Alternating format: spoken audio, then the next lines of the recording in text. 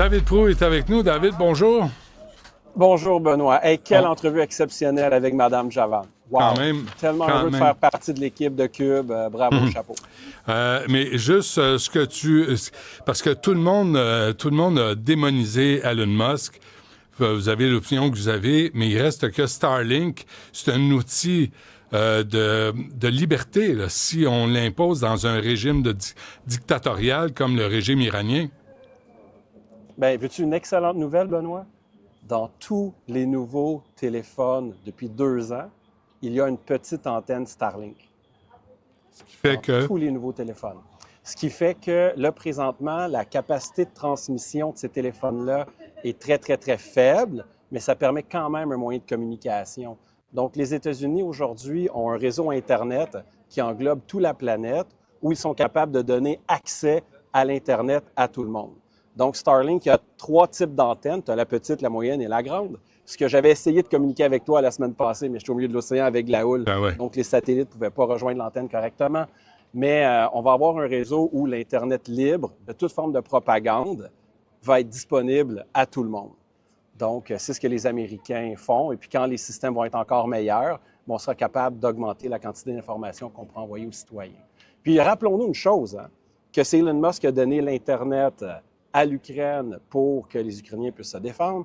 Et c'est lui qui a donné l'Internet au Venezuela pour que le Venezuela puisse avoir accès à l'information. Donc, au lieu de le démoniser, les gens devraient prendre juste 20-30 minutes pour essayer de comprendre comment le Thomas Edison de notre génération réfléchit.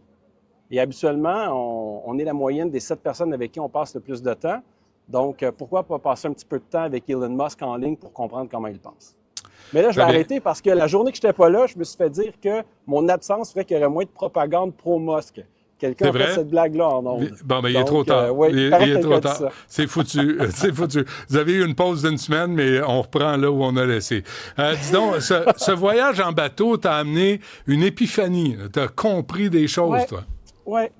Bien, j'avais besoin d'un temps de pause parce que tu sais qu'en IA, ça va extrêmement vite. Donc, j'avais besoin d'un peu de temps avec moi-même. Puis, j'étais avec plein d'entrepreneurs, puis aspirants entrepreneurs. Puis, il y a un gars avec qui j'ai parlé. Je me suis fait un nouvel ami, Dominique. Dominique, il est copropriétaire d'une usine de diamants à Dubaï. Et c'est des diamants faits en laboratoire, mais au niveau moléculaire puis atomique, c'est exactement un diamant, mais pur.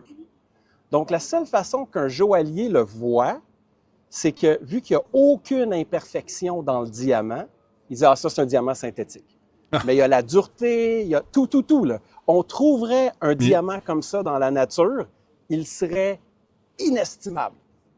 Mais il est trop parfait pour être vrai. Vu qu'il est fait en labo, ben les gens n'en veulent pas. Si, exemple, à Mme Dutrisac, tu lui offres un diamant, puis tu dis c'est un diamant fait en labo... Elle va le mettre sur Marketplace, elle va le vendre. ça me donne rien, je le ferai pas.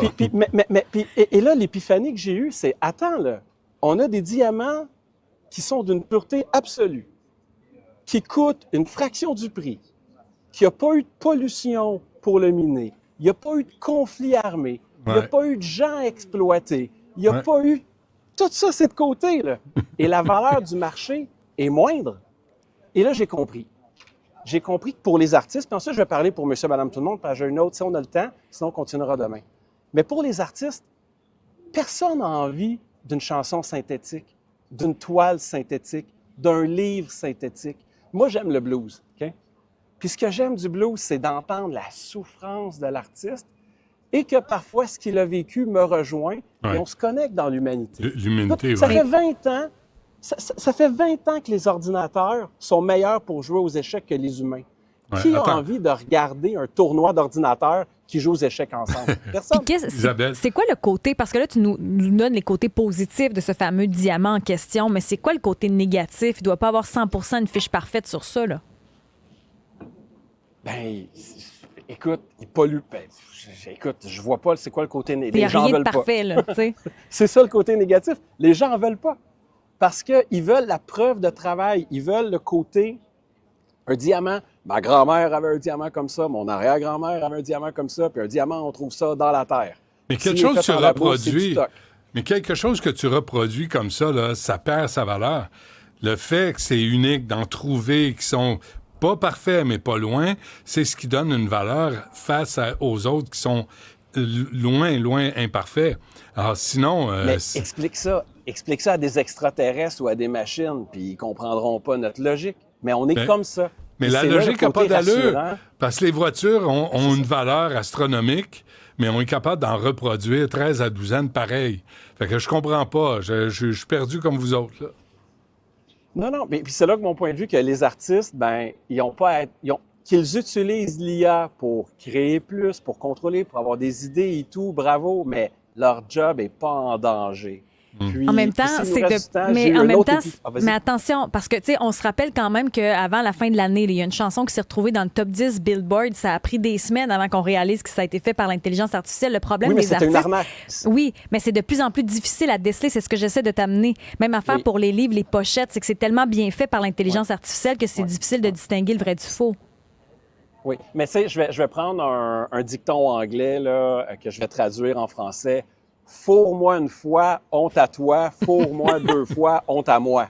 Tu sais, donc cet artiste-là, oui, bravo, il a mis sa tune sur le Billboard, mais qui va réécouter cet artiste-là? Personne. Et faut-moi 3 fois. Il a eu une fois. Faut-moi 3 fois, va chercher des antibiotiques. Ça, c'est ce que j'ai compris de l'expression. Hey, là, arrête de parler de ça, là. J'ai pas vu ma femme depuis le jour. On se laisse là-dessus, David. Faut qu'on se quitte, mais on se reparle demain. C'est bon, à demain. Bye.